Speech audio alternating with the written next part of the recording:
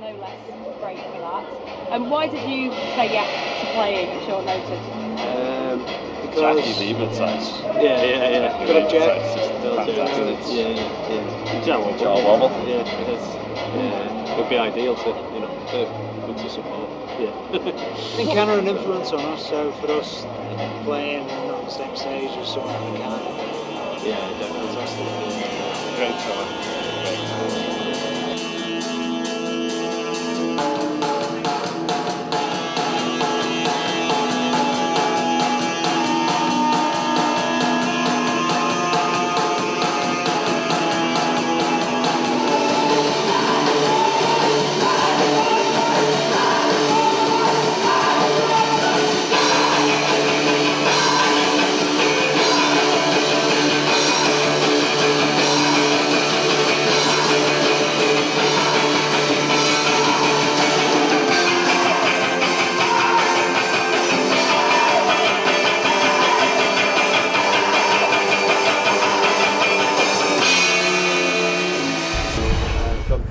We done one show. I played with them once before in Belgium, which was just similar kind of a real art thing.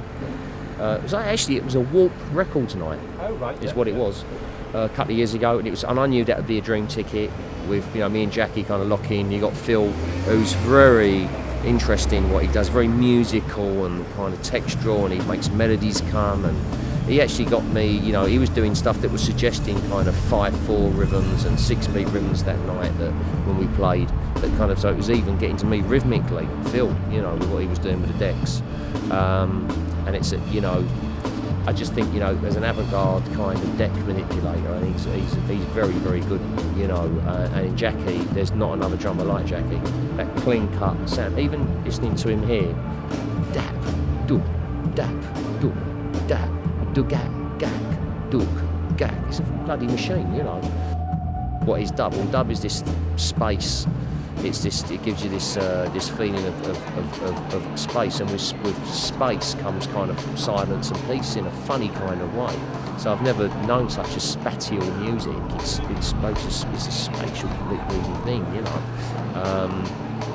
and it opened up like an inner kind of space for me. That's what it does. Is this openness, the space thing, that kind of has this thing of this huge kind of expanse of eternity, and it kind of makes your thoughts die down, so it's actually very mystical. It's a thin line, because sometimes people take it as very dumb, dopey music where you don't think because you're brainless, but actually the whole idea of it actually interfaces into ambient music, and the whole idea is quite mystic. It's actually quite zen-like, it takes you away, it gives your mind such a vast area to go into that your mind becomes a big, vast space with no thought going on.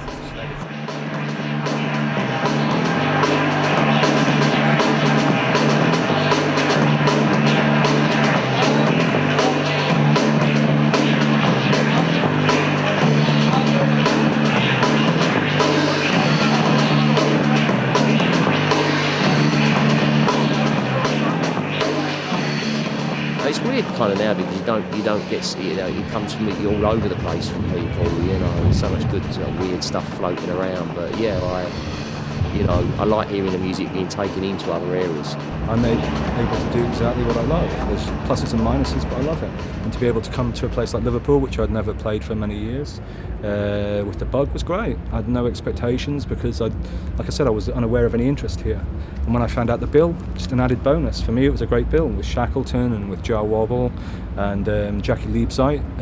Wobble and Liebezeit were formative influences on me. Public Image Limited, Metal Box, literally, along with probably Public Enemy's first album and some dub records, literally, I guess, formed my whole musical headspace. So I don't consider what I do dubstep. I've really got no idea, and I don't care. I mean, the interesting thing for me, I'm happiest when it's a mixed demographic. Warrior Queen was introduced to me by a guy called Wayne Lonesome. I did a 7-inch with and recorded a few tracks with, and he played me Something by her, and I was completely blown away. Her tone was amazing. I said, wow, can you put me in contact with her? I thought she was in Jamaica. And he said, yeah, she's a cleaner in London.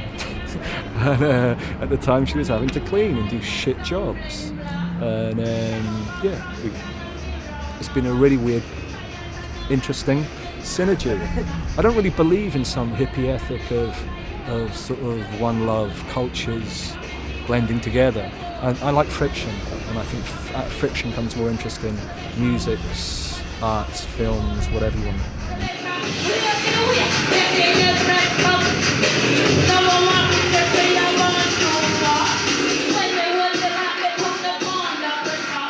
I mean, people get into all kinds of music in all kinds of quite different paths, and you know, it's never such a logical one. But for me, probably, I don't know, because I'm a northern white guy and I never had exposure to dub music through any other means at that time. When I heard Jah Wobble, basically metal box, heard those kind of bass lines. I wasn't really used to that. It was just a frequency that I hadn't heard before. I don't really like scenes, and that's not to put a dampener on anybody else's thing. I just like things that are idiosyncratic and stand up by themselves, and I tend to find scenes very stifling and just not my cup of tea, really. If the beats sound good for me, the tunes sort of write themselves in a way, It's like they register in my ear, and it's like, yeah, that's good. And when something doesn't sound right, it really jars with me. But I would like people to think, well, these guys actually do genuinely love what they're doing, and they put a lot of time into it, because I love it, and it's a more sincere thing about me,